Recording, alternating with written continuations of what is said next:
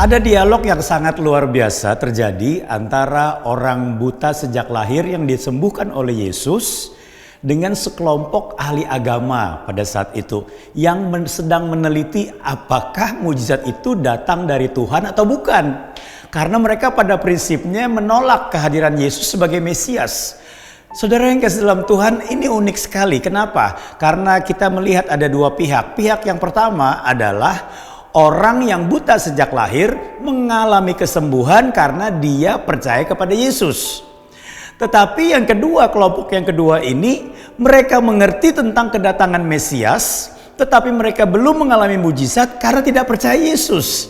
Akibatnya saudara, kita bisa melihat di dalam pembacaan nanti, mereka yang notabene adalah ahli agama justru diajari oleh seorang mantan orang buta yang mengalami mujizat dari Yesus Kristus.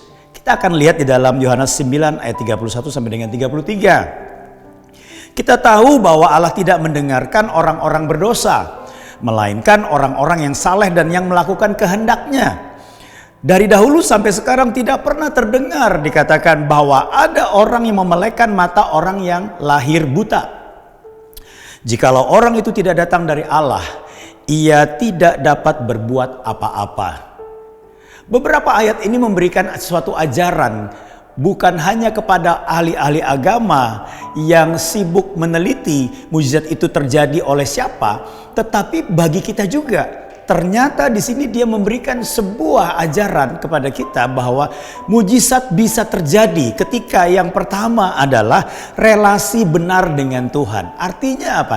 Orang-orang terhubung dengan Tuhan, orang-orang percaya kepada Tuhan, orang-orang menerima karya Tuhan dalam kehidupannya. Saudara yang kasih dalam Tuhan, relasi atau hubungan dengan Tuhan itu merupakan jembatan yang sejati bagi mujizat untuk diseberangkan dari Tuhan kepada manusia, dari Tuhan yang maha kuasa kepada manusia yang terbatas kekuasaannya. Kemudian yang kedua dikatakan di sini waktu Tuhan, karena dikatakan dari zaman dahulu sampai dengan sekarang belum ada orang yang buta sejak lahir disembuhkan. Saudara perhatikan baik-baik. Tuhan bisa membuat terobosan dalam kehidupan kita. Tuhan bisa membuat sesuatu yang luar biasa dalam kehidupan kita.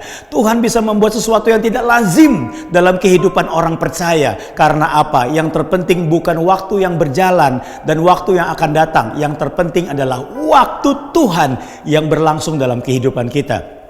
Yang ketiga, kalau kita bisa melihat adalah di sini dikatakan mujizat bisa terjadi ketika kita bertemu dengan utusan Allah.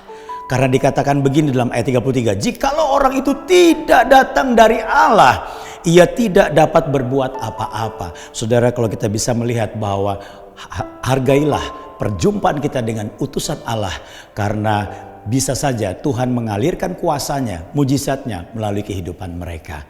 Tuhan Yesus memberkati.